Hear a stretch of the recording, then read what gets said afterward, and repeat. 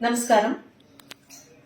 నిన్న పలాసకి పశువుల మంత్రి ప్రోద్బలం మీద వచ్చి ఎంపీ టికెట్ ఇచ్చేశారన్న ఒక నమ్మకంతో ఇక్కడ గౌతు కుటుంబం మీద నా మీద నోటికొచ్చినట్టు మాట్లాడిన సోదర సమానులైన పేరాడ తిలక్ గారికి మీరు నిన్న అన్న మాటలన్నిటికీ సమాధానం చెప్పడానికి మీ ముందుకు వచ్చాను.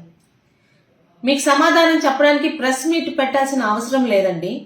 ఎందుకంటే శ్రీకాకుళం జిల్లాలో మొన్నటి వరకు కూడా ఎన్ని రాజకీయ పార్టీలు ఉన్నా పరస్పరం గౌరవంతో ఒకరి కుటుంబాల జోలికి ఒకరు రాకుండా వెళ్తున్నాయి.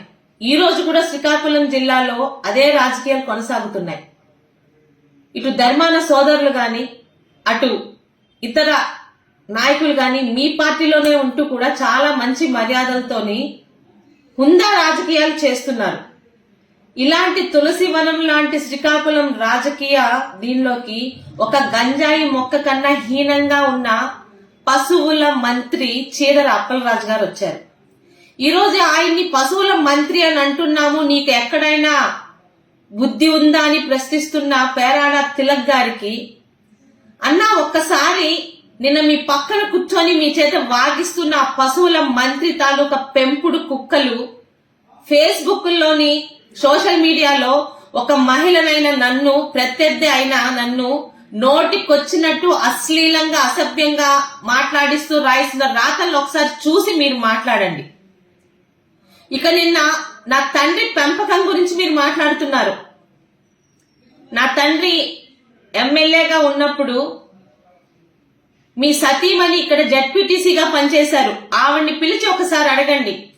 ఒక ప్రతిపక్షానికి చెందిన జడ్పీటీసీ అయినా ఒక మహిళకి ఇవ్వాల్సిన గౌరవంతో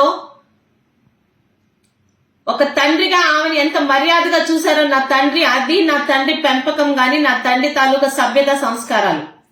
ఇక పెట్రోల్ బంకులు అభివృద్ధి చేయడమే అభివృద్ధి అని మాట్లాడుతున్న మీకు పెట్రోల్ బంకులు అన్నవి మా తాలూకా వ్యాపారాలు అభివృద్ధి చేసుకోవడంలో తప్పులేదే. ఇక మీ పక్కన కూర్చోపెట్టి మాట్లాడిస్తున్నాడు కదా ఆ పశువుల మంత్రి. అభివృద్ధి అంటే ఆయన చేసింది నేను చెప్తానన్నా. ఒక సూది కొండ, ఒక నెమలి కొండ, ఒక నల్లబొడ్డూరు కొండ, ఒక రామకృష్ణాపురం కొండ, ఒక బెండి కొండ, ఒక అనంతగిరి కొండల్ని మింగేయడమే మీ పక్కన కూర్చొని మాట్లాడించిన ఆ పశువుల మంత్రి చేసిన అభివృద్ధి అయితే అలాంటి అభివృద్ధి ఎప్పుడు గౌతు కుటుంబం చెయ్యదు కూడా.